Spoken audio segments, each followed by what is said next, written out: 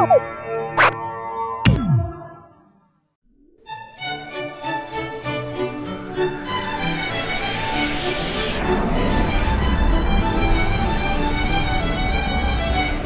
si, je te dis que le ketchup c'est eux aussi. Ces gens-là ont le monopole. Un véritable cartel de la sauce domestique. Tu vas voir que la sauce samouraï... Oh, pardon, vous êtes là. Aujourd'hui, une fois n'est pas coutume, nous allons quelque peu changer notre formule. Car aujourd'hui, nous sommes tous présents pour célébrer une seule et unique chose. Dijon Saiten.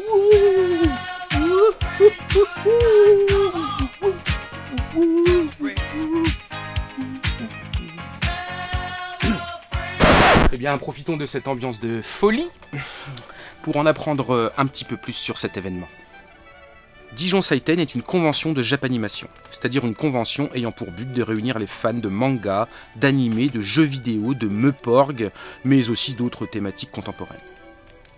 Cette dernière se déroule dans la sacro-sainte ville de Dijon, code postal 21 000, et plus précisément dans les locaux de l'IUT, l'Institut Universitaire de Technologie, et ce, les samedis et dimanches de la 2e ou 3e semaine d'octobre. Dans son appellation, vous ne serez pas sans remarquer l'utilisation du mot japonais Saiten. Dans la langue d'Olive et Tom, Saiten peut signifier plusieurs choses selon la façon dont il est écrit. Il peut avoir pour traduction notation, ou bien fête, festival. C'est bien entendu cette deuxième définition qui sera privilégiée ici.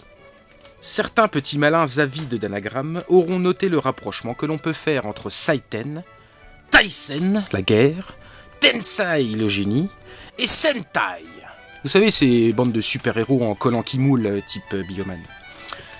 Mais j'insiste sur le fait que ces 4 mots n'ont rien à voir, et que les confondre serait une grave erreur. J'espère m'être bien fait comprendre. Cette convention de Japanimation est organisée par la fameuse association ADMA, l'association pour la découverte du manga et de l'animation.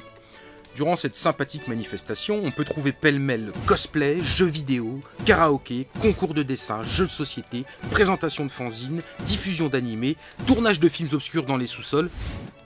Pardon ? Ah, on me dit que cette activité n'est plus à l'ordre du jour. Bien dommage. Bref, tout ceci n'ayant pour autre but que de satisfaire les participants et les visiteurs de cette convention. Bien sûr, une place importante est aussi dédiée aux invités, et au fil des années, de nombreuses têtes connues ont pu déambuler dans les couloirs de l'université, comme l'équipe du Visiteur du Futur, les Noobs, Bob Lennon, et désormais moi, votre dévoué cunilinguiste de choc et de charme.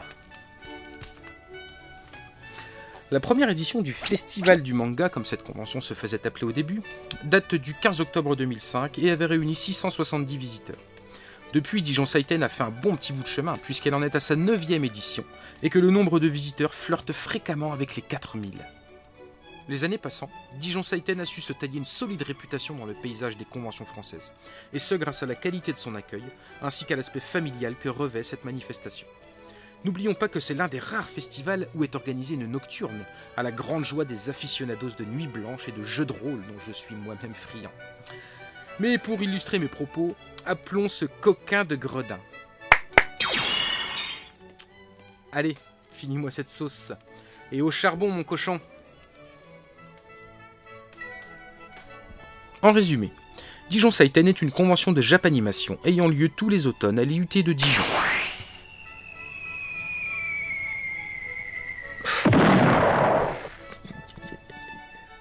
Le terme Saiten est un mot japonais qui a pour sens fête ou festival. Cette convention est l'une des rares où l'on peut noter la présence d'une nocturne. Alors Gredin, toutes ces activités t'ont exténué ?